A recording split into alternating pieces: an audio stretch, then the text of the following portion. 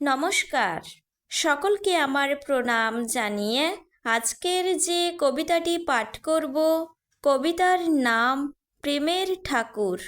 কবি হলেন সুবল চন্দ্র দাস। প্রেমের ঠাকুর কেমন ছিল জানি নে আমি ভাই, নাইকো ঘটি নাইকো জটা, অবাক হই তাই। তৃষিত বুক শীতল করে শ্রদ্ধায় মাথা নুয়ে, যেথায় থাকো ঠেকাই মাথা আজি মাটির ভুঁয়ে।